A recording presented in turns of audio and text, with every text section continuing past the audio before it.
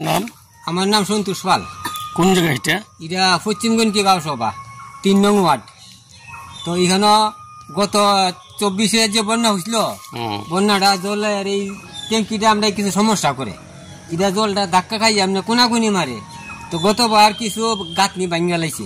এখানে যে গাঁথনি দিছে বোল্ডার না দিলে টিকতো না, গাঁথনিটা আপনি আপনি খুললে পারে। গতবার কিছু ভাঙছে।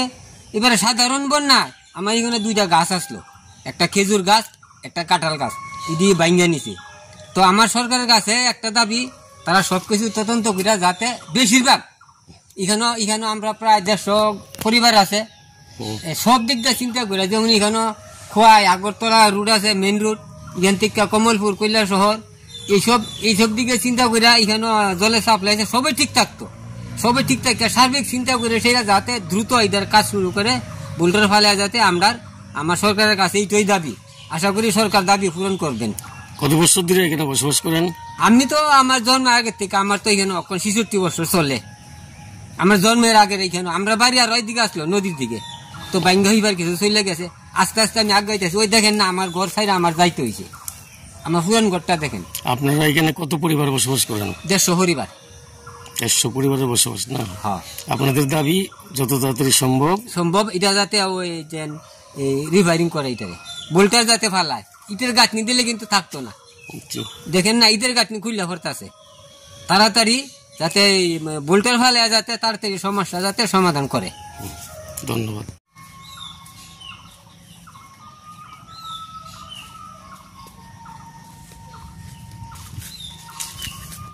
এটা কোন জায়গা এবং কতদিন ধরে নদী ভাঙতেছে এখানে? এটা পশ্চিমগঞ্জ ধরে গুদাঘাটের আড্ডা।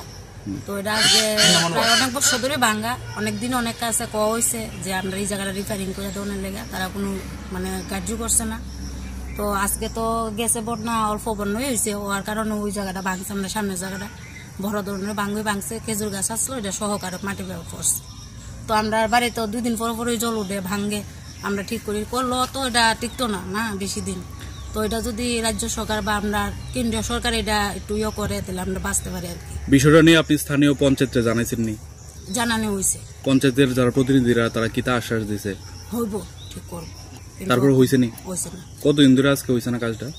তো আজকে অনেক বছর ধরে কওয়া হইতেছে, ঠিক এতটা করতে পারতাম না, অনেকবারই কওয়া হয়েছে। যে পার্টিও ঘুরতেছে তার কাছে আমরা আবেদন না যে আমরা কিছু দর লাগবে না, শুধু আমরা নদী পাটি একটু ঠিক করে দেয়। আপনার এখানে কত বছর ধরে বসবাস করেন? আজকে 50-60 বছর। তারা জন্মের থেকে, আমি আইছি আজকে 30-35 বছর। আপনাদের দাবি কি এখন? দাবি ঠিক আমরা নদী পাটটা আবার নতুন করে রিপেয়ারিং করা হোক আর কি। আচ্ছা, ঘটনা হয়েছে এই এলাকাতে কতটা পরিবার আছে যার এই বন্যার পরে ক্ষতিগ্রস্ত হয়? ক্ষতিগ্রস্ত হয় এই দিক থেকে ওই মাথা অব্দি আছে আপনার 100-150 পরিবার এরকম হবে।